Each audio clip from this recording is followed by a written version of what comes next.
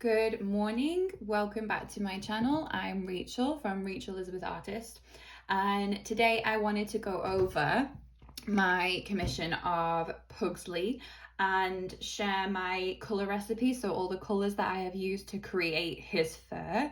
This was a bit of a tricky one because he's quite like a wheaty colour, and there's a lot of colours that I've actually gone into this. What you will find most of the time is you won't necessarily have a pencil that is the exact color, so you have to combine them together.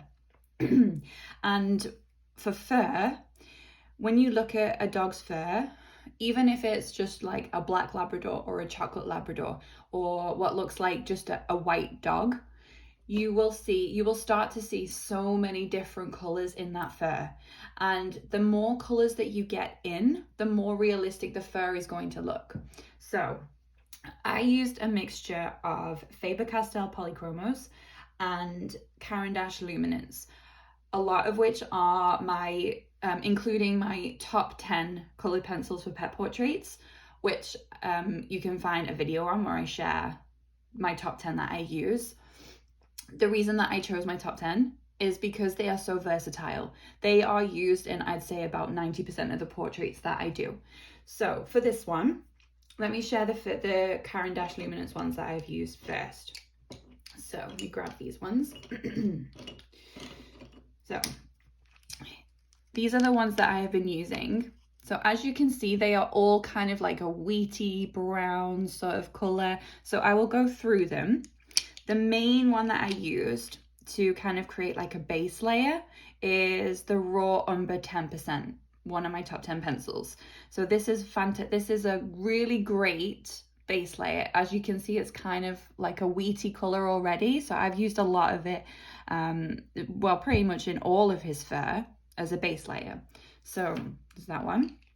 And then over the top, I've come in with the following. So I've come in with, this one is, what is this one? Herculaneum Red. So it's like a peachy sort of color. So I've used this kind of in the top of his fur, the top of his head up here, in these like crease areas, and just kind of over the top of the raw umber. So when you're creating fur, you don't want to just kind of like color it in with one color and then bam, that's it. You want to layer it like this. So really, really lightly, you layer and layer the pencils, and you layer them together. You layer all the colors together. So I came in with the raw umber, and then I came in with a bit of the Herculaneum Red, and then what I also used the brown ochre 10%, which is like a very, very light yellowy brown, and I would come in again over the top.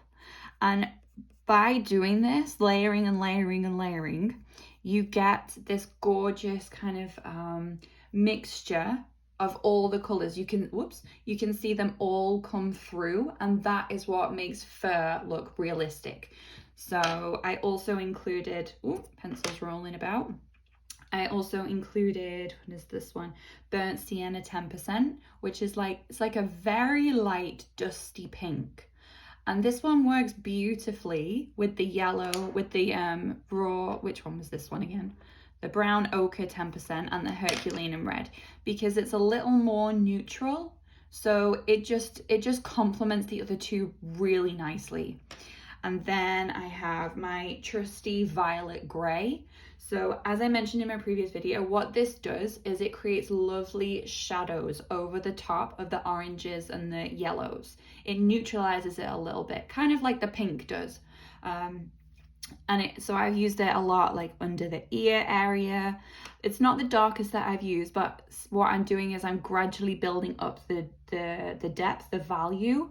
So value just means the different, like light and dark, the contrast. So I used it around here. I used it in the creases to start to build up the shadow in where the fold starts. I've used it like in his eyebrows here and in his ear, where I also used a lot of, what was this one again? The Burnt Sienna 10%. This one was beautiful for the inside of his ear and his tongue as well. So that was that one. And then I've also used what is this one? Raw Umber 50%. So this one is more like a, how do I describe this one? It's kind of like, gosh, I don't know how to describe the color. Easy for me to kind of just show you it. It's like a darker wheaty-ish brown sort of color. And then this one I've used kind of on the base of his ear, and working it again into the creased areas.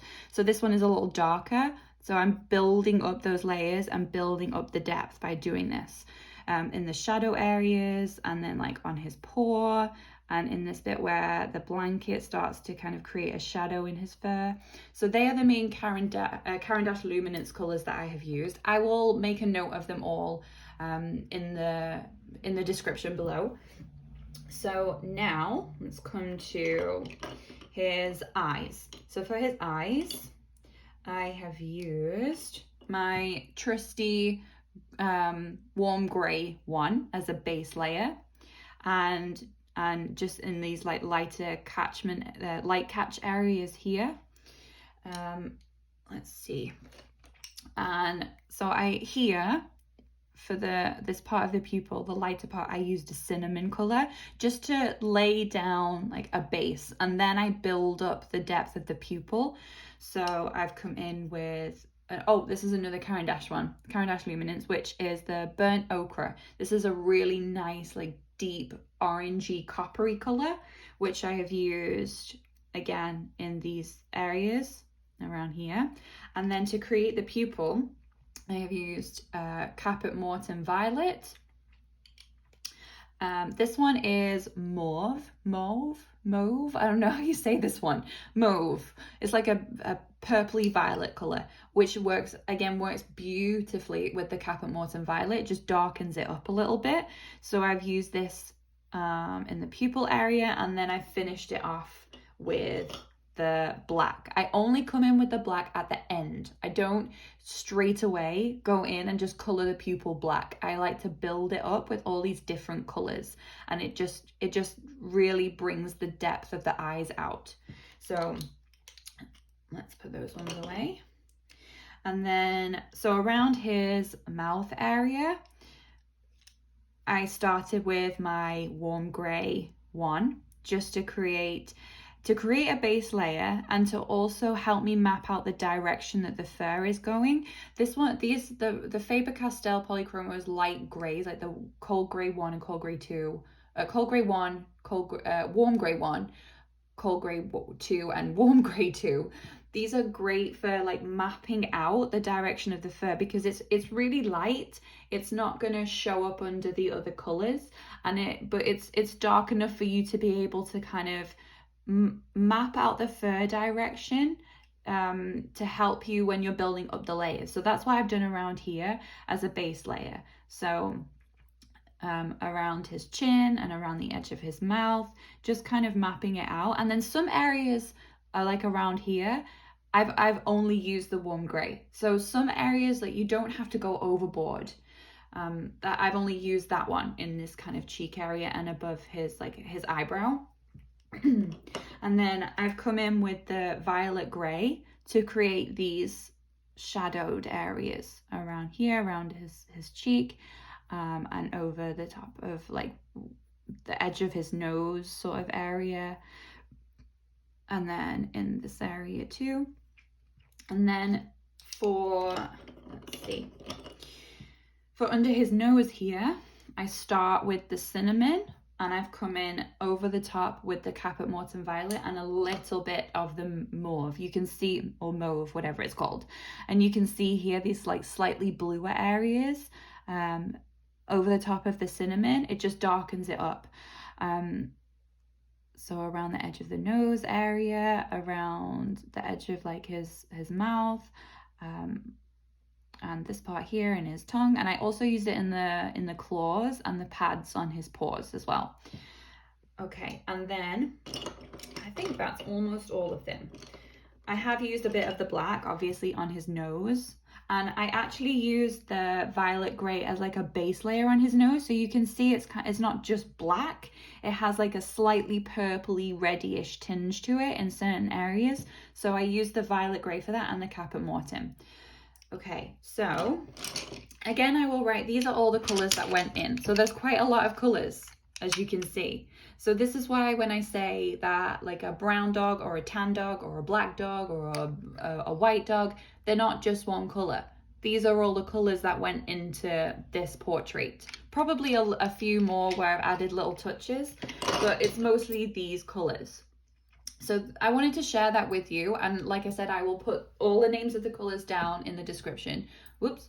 The reason that I want to share this is because it took me quite a while to be able to figure out which colors I was going to use, because there's so many in this portrait.